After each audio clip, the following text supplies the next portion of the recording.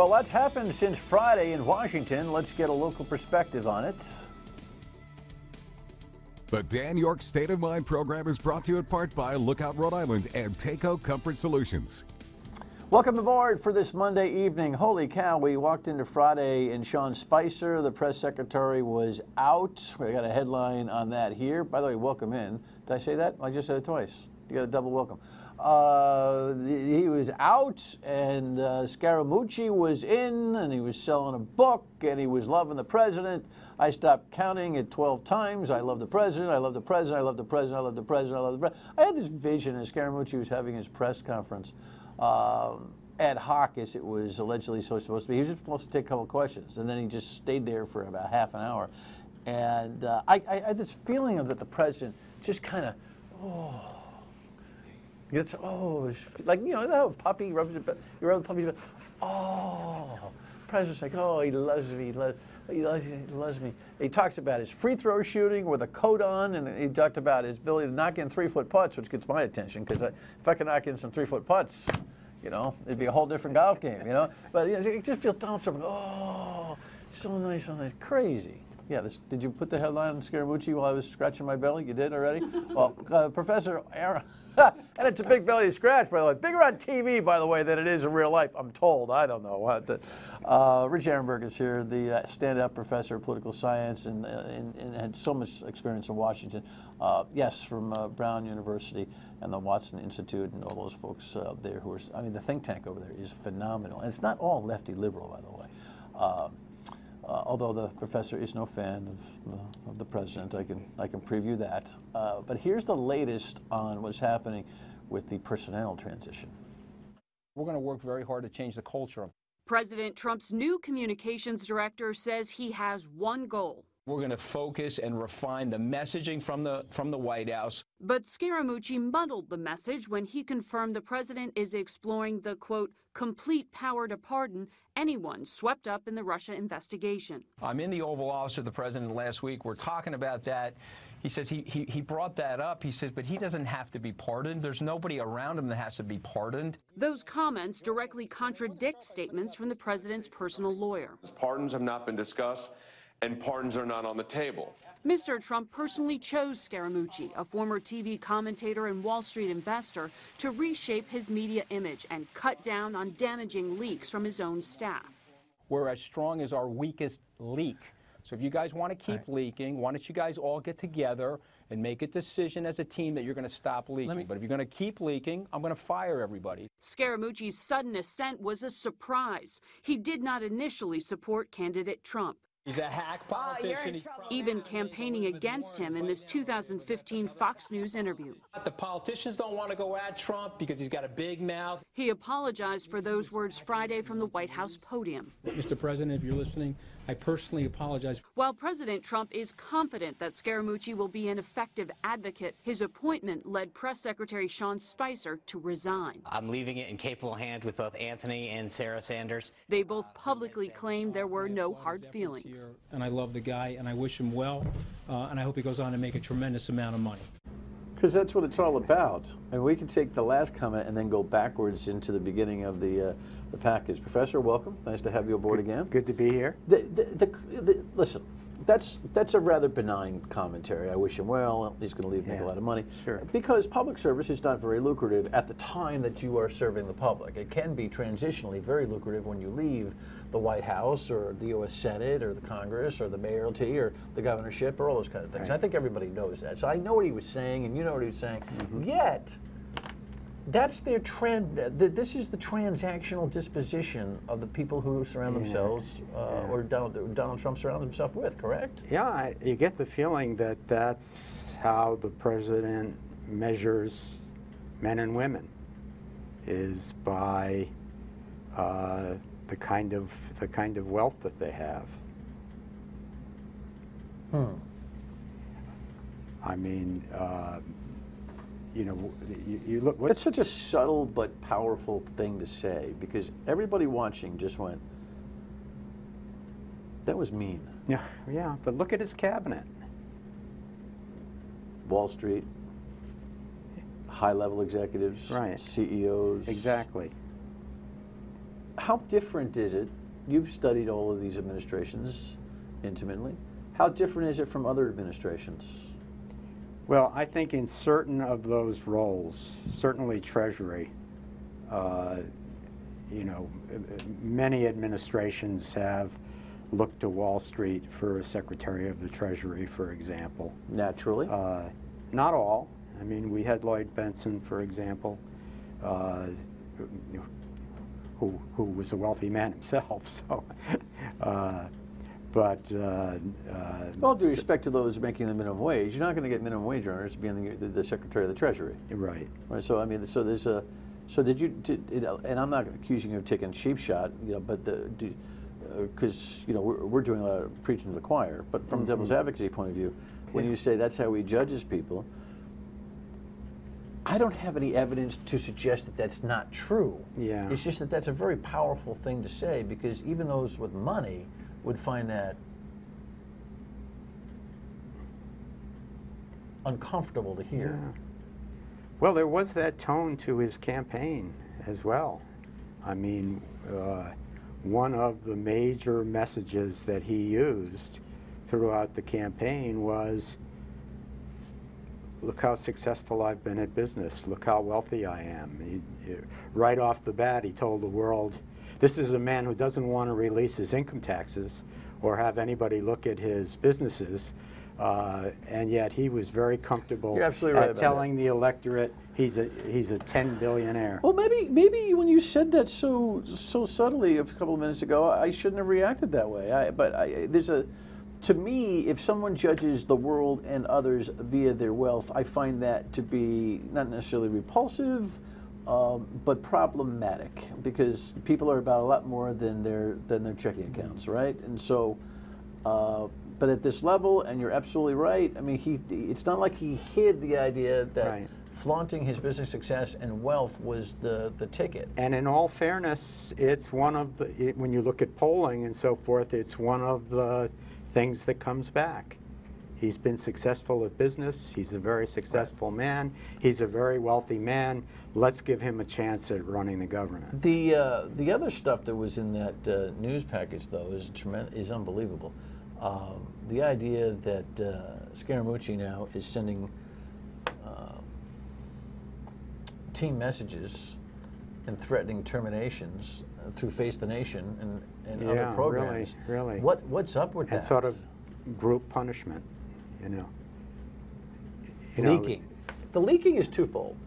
The leaking they're really worried about is in the intel community, right? Mm-hmm. But the leaking they have ongoing clearly is inside the White House, and I don't know how much you're going to pare down and how deep that White House staffing goes. He hasn't staffed it fully anyway. There's no department in Washington that has been staffed at the levels, not because he's saving money, but because he hasn't been able to get there, or people don't want to work in the administration. Right.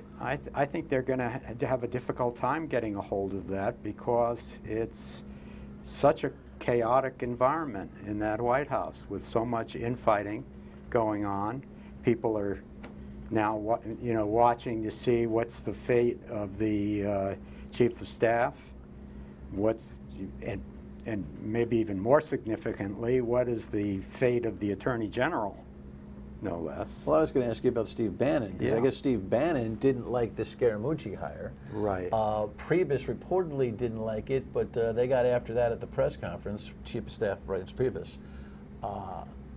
I don't know who wants those gigs. Right. This Scaramucci character is an interesting guy. He's a New York, Long Island kid. I mean, I grew up with so many of these. He's like 2 or 3 years behind me, so he's a contemporary. Polished young man, grows up in the Wall Street environment, has a couple of mistakes here and there, but for the most part, he's made of money now.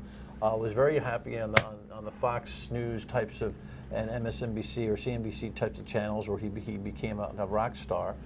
Flailed away at Donald Trump. We saw some of that. Right. But he's the kind of actor that Donald Trump is comfortable with. Right. Right. I think that's right. Do we think? But he's still in a position where he's going to be put in the position, probably time and again, of trying to square the circle. In other words, the root of a lot of the chaos in the White House is the lack of message discipline from the president himself. I mean, he's done nothing but accelerate and increase the amount of tweeting that he's doing now on all sorts of subjects, sometimes contradicting what his communications representatives are going to be out there saying. And you know, that over time, that's going to breed difficulties for those staffers, but also dissatisfaction from the president. And we'll see some of that in our next segment, but I just wanted to ask you about this Scaramucci guy. We talked about it on the radio on Friday. I have a very funny feeling, and I mark this, I said this tonight. Within 3 to 6 months, Donald Trump is going to think this is the worst hire ever made, because this guy Scaramucci, if he plays the role of super press secretary, which seems like he's going to, he's larger than life, you know, in his own mind. I mean, Sarah Huckabee Sanders at least is a competent, although quirky, strange. She's got a strange approach to some things, but she's not going to end up owning, you know, being the life of the party. This guy Scaramucci is he's going to be at the podium. I think Donald Trump's going to really resent the idea that he is going to be the most popular guy in that White House, one way or the other. Well, it's happened before, you know, when Kushner was getting too much attention, when Bannon was getting too much attention.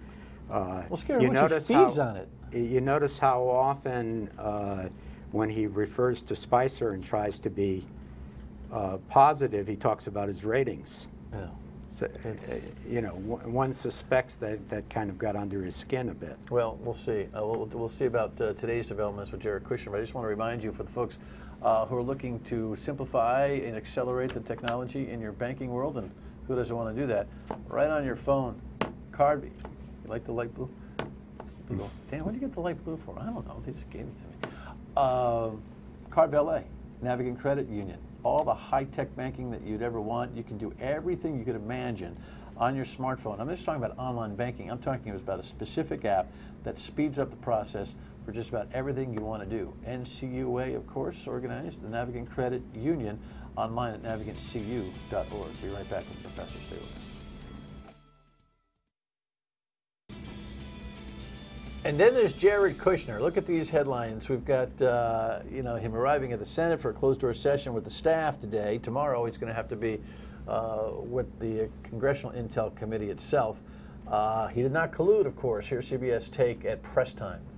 Jared Kushner is telling Senate Intelligence Committee investigators he did not collude with Russia during the campaign. The whole purpose of the meeting is for the guy to explain. Here's how I met the Russian ambassador. Here's what we talked about. Here's how I met the banker guy. Here's what we talked about. In an 11-page statement released this morning, Kushner says he met with a Russian banker back in December. Around that same time, he also met with the Russian ambassador to the U.S., Sergei Kislyak. He says he was looking to establish a line of communication between Russia and then National Security Advisor Michael Flynn to talk about Syria.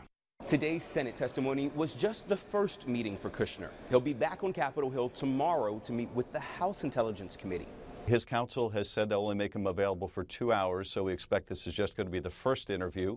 But there's a great many questions that we'll have from Mr. Kushner. President Trump slammed the top Democrat on the House committee this morning, tweeting, "Sleazy Adam Schiff, the totally biased congressman looking into Russia, spends all of his time on television pushing the Dem loss excuse." He then took a shot at his own Attorney General, Jeff Sessions, calling him beleaguered and asking why he and Congress aren't investigating Hillary Clinton as well. Last week, the president told the New York Times he wouldn't have nominated Sessions to head up the Department of Justice if he had known Sessions was going to recuse himself from the Russia investigation. Yeah, this is I just don't understand. Why would you call the Democratic chair, co-chair of that committee sleazy? Why would you do that? Yeah, it certainly doesn't seem wise to me. I mean, if you want to rip your support all the way down to your core and then cut into the core, keep doing that kind of stuff, right? Yeah. Well, it's been his pattern all along, and he seems to believe that it works for him. But look, Well, is it working for him? Well, I don't think so. You know, The most stunning thing that I read this morning was the USA poll, which showed that 42% of Americans favor impeachment and 42% are opposed. I mean, the USA Today poll, that's what I was reaching for. That's stunning. 6 months into his term, with nobody really significantly. Did we have polling data back in the Nixon day in terms of who wanted to see that happen? Yeah, there is polling, and certainly we got to check on that. Yeah. But that is astonishing this early in the game, that 42% would be comfortable. I mean, the with public impeachment. stayed with Nixon. I mean, he got reelected in the middle of the scandal, so the public stayed with him for quite a long time. Right. But to have, we talk about the base all the time, that 42% would respond affirmatively on impeachment. Right. Ought to be horrifying to this president. Right. But You for would some think reason, so. it seems to be. To me, it's stunning. That's without any real prompting. I mean, nobody's talking about impeachment. We're not at that stage. Oh, but there's everybody thinks that's the down the road mission here, or that's the inevitability I think everyone, whether you want to see it happen or not, those who don't want to see it happen think this whole thing is all driving toward impeachment, and those who are just horrified by him are hoping for impeachment. He's that polarizing. So the I word is definitely in the psychology. Yeah, no, of you're America. right. You're right. But I would have expected those numbers to be much smaller, with maybe a much greater, I don't know, we'll see kind of response. Well, talk to me about the pardon. The pardon situation is interesting. Yeah. We saw this in the last reporting. White House counsel is now, or Jay Sekulow there is now walking around saying no one's talking about impeachment, no one's pardon. I'm a constitutional lawyer. Meanwhile, his communications director is admitting that they're having a chat about it. Right. Are those two conversations mutually exclusive, and can they happen credibly in both channels? Maybe. I don't know. It depends who was in which meeting, but the president tweeted about it too, with a logically inconsistent tweet that both said the president has virtually unlimited pardoning power, and by the way, why are we talking about pardoning? Right. When he's the president, he's talking about it. Right. Yeah. You have this way about you that I really enjoy. You've got this kind of reflective.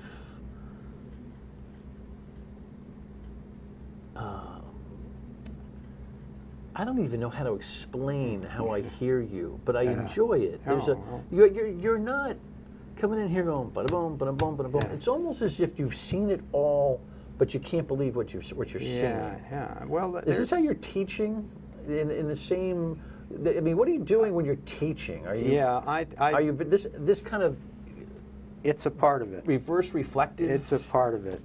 You know what I mean? The signature aspect of all of my courses is that I begin with a section called "This Week in Washington," and we talk about, much as you do at the beginning of your show, we talk about what's going on and how that connects to what we're doing in that particular classroom.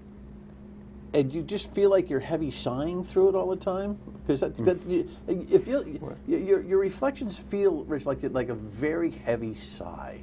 Well, this has been a very difficult administration to watch. Now, I came to Washington during the Ford administration, so I've been through quite a number of administrations, and I've never seen anything like this. And so I don't reach to be partisan. I'm not you know, I've got plenty of criticism of Democrats, believe me. We can talk about what they did to the filibuster and how dangerous that was. Yeah, well, you tried. What that's going to mean for the Supreme Court. You tried to fix that last time you were here, so 2 times ago. I have those criticisms as well, but I think it's you can't. It's very hard to approach the Trump presidency that way. I understand. I mean, there's just, you know, outrage after outrage coming day after day. Which makes you sigh, because you can't stay mad too very long. You know, policy. He likes policy. There's this thing called health care. We'll try to touch on that for a couple of minutes when we get back. Stay with us.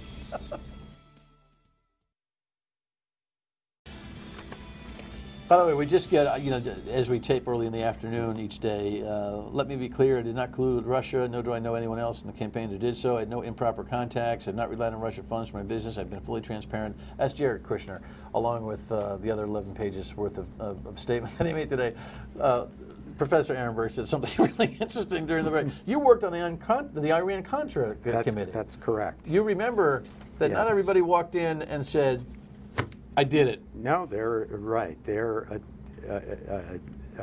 initial testimony, particularly those who were first interviewed in private, as Kushner was, tended to be, you know, they were not looking to incriminate themselves. What do you, so tell me, we're not in the prediction business. I'm not going to hold you to this, but do you feel like this thing is heading to something damning, or is this just going to flitter away? I think yes, it is. I think yes, it is. I'm not. Again, it's very difficult to be predicting about that.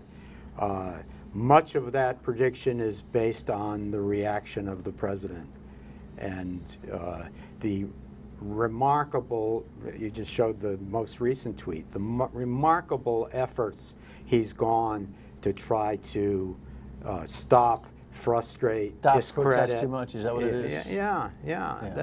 And particularly, we talked about this some months ago, and I said, not the first one to say it, but I said, well, follow the money.